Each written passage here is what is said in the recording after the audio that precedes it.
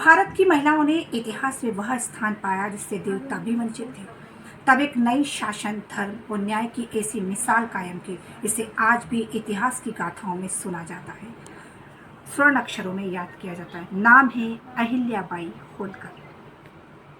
माता अहिल्याबाई होलकर का जन्म महाराष्ट्र के मराठा हिंदू परिवार में हुआ और बाद में इतिहास के प्रसिद्ध सूबेदार बल्लार राव के पुत्र खंडेराव होलकर से मात्र 12 वर्ष की उम्र में शादी हुई।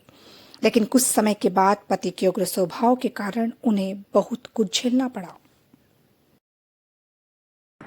कुछ समय के बाद पति की मृत्यु हो गई और वह सती होना चाहती थी, लेकिन 2 बच्चों की जिम्मेदारी और राज्य की बागडोर के चलते उनके ससुर मल्हार राव होलकर ने उन्हें ऐसा करने से रोक दिया और उनके ऊपर भरोसा करके उन्हें राज्य का कार्यभार सौंप दिया।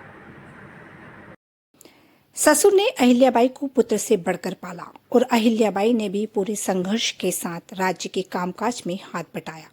कुछ समय के बाद फिर अहिल्याबाई के जीवन में पहाड़ टूट गया, जहां उन्होंने अपने पिता समान ससुर को खो दिया, लेकिन वह फिर राज्य के कार्यों को संभालने लगी।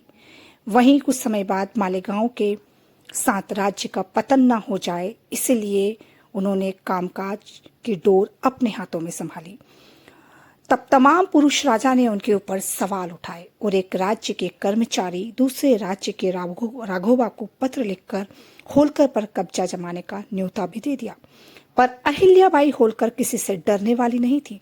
वह इस संघर्ष बड़े समय में डटी रही, खड़ी रही और अपने राज्य के लिए बेहतर से बेहतर कार्य करने लगी। अहिल्याबाई ने प्रशासनिक क्षमता, न्याय करना और साथ ही आम जनता की जरूरतों को पूरा करने के लिए अच्छे कार्य करते हुए राज्य शासन की बागडोर को संभाला था। आपको बता दें कि अहिल्याबाई होलकर ने शांति के साथ युद्ध करे बिना ही अपने शासन को किस तरीके से संजो के रखा, ये वाकई ही आज भी इतिहास के पन्नों में गड़ा हुआ है। अगर न्याय की बात की जाए तो वो न्याय की देवी थी। वो चाहे कोई उनका परिवार का हो, चाहे पुत्र हो, चाहे कोई भी हो, वो सबके साथ समान न्याय करती थी। ऐसा ही एक वाक्य मैं आपको बताती हूँ। जब उनके पुत्र मालेराव एक बार रथ से एक जगह पर गुजर रहे थे, तब सामने एक गाय का बछड़ा आ गया। मालेराव ने गाय के बछड़े को देखे बिना ही उस गाय के बछड़े को कुचल दिया। उसके बाद वो आगे निकल गए। गाय वहां पहुंची और अपने बछड़े को प्यार दुलार करने लगी। पीछे से अहिल्याबाई वहां पर पहुंची। अहिल्याबाई ने जब देखा कि किस तरीके से गाय का बछड़ा मर गया है और गाय तड़प रही है, तो अहिल्याबाई बेहद दुखी हुई, परेशान हो गई। वो पशु प्रेमी थी, शिव भक्त थी। उन्होंने पूछा कि ये काम किसने किया है, किसने इस गाय के बछड़े को मार दिया है। तब लोगों ने कहा कि आपके पुत्र मालेराव ने ये किया है। उन्होंने बिना सोचे समझे आदेश जारी कर दिया कि समूचा न्याय होना चाहिए, वो चाहे मेरा बेटा हो चाहे कोई और। उन्होंने दरबार बुलाया, पत्नी को बुलाया। मालेराव की पत्नी से पूछा कि अगर किसी का बेटा मर जाए तो क्या करना चाहिए। पत्नी ने कहा उसे मृत्यु दंड देना चाहिए। बस फिर क्या था, माँ अहिल्याबाई होलकर ने ठान लिया। राज्य दरबार को बुलाया, सभी मंत्रियों को सूचित किया और कहा एक रथ को तैयार किया जाए और मालेराव के हाथ पैर बंधवा दिए और कहा अब इस रथ को पर चढ़कर मालेराव को बिल्कुल ऐसा ही मारा जाए जैसे मालेराव ने उस गाय के बछड़े को कुचल दिया था। पूरे दरबार में शांति फैल गई। लोग सोचने लगे अहिल्याबाई ये क्या कर रही है। कोई भी इस तरीके के कार्य को करने के लिए आगे नहीं आना चाहता था। बात मालेराव की थी, लेकिन अहिल्याबाई होलकर ने सबसे पूछा कौन करेगा ये। सबने मना कर दिया। तब अहिल्याबाई होलकर ने रथ की कमान अपने हाथ में संभाल ली और खुद रथ पर सवार हो गई और बेटे को सामने बंधवा दिया। बेटा सामने रथ के था। बिना मोह ये देखे कि मेरा पुत्र है, मैं एक माँ हूँ, आगे बढ़ गई। जब वो आगे बढ़ी, बेटे को कुचलने के लिए आगे बढ़ी। जैसे ही आगे बढ़ी, 3-4 बार लगातार कोशिश करी, एक गाय सामने आ गई।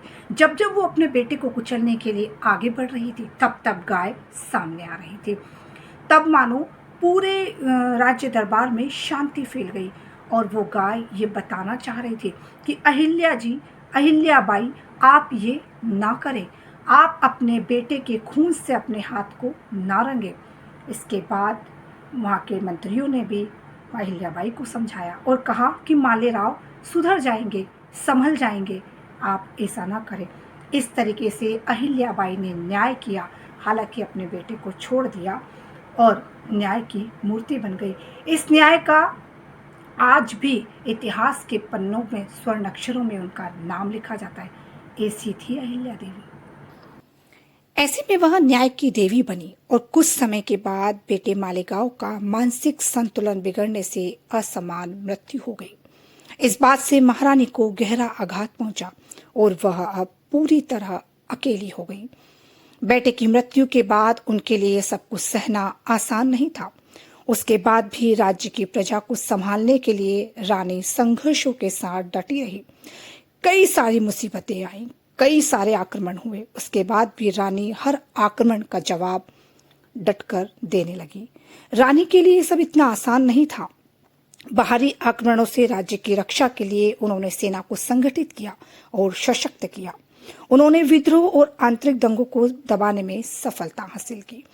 धार्मिक और सामाजिक कार्यों को बढ़ावा अहिल्याबाई ने दिया। अहिल्याबाई ने मंदिर, धर्मशाला, कुएं, तालाब और स्कूलों का निर्माण कराया। उस समय महिलाओं का शासन स्वीकार करना सामाजिक और राजनीतिक रूप से चुनौतीपूर्ण था, लेकिन अहिल्याबाई ने अपने ज्ञान, नीति शक्ति और लोकप्रियता के बल पर अपने शासन की पुष्टि कराई। बाहरी आक्रमणों से राज्य की रक्षा के लिए उन्होंने सेना को संगठित किया और सशक्त बनाया। उन्होंने महिलाओं के लिए प्रेरणा का स्रोत बनकर नारी सशक्तिकरण का संदेश दिया, क्योंकि वो राज्य की रक्षा के लिए उन्होंने सेना को संगठित किया और उन्होंने विद्रोह और आंतरिक दंगों को दबाने में भी सफलता हासिल की। इसी तरह महारानी अहिल्याबाई होलकर 1795 में मृत्यु को प्राप्त हो गई। इसके बाद उन्होंने अपना पूरा कार्यभार अपने सेनापति को दे दिया और इस तरह सेनापति ने फिर इंदौर की गद्दी को संभाला।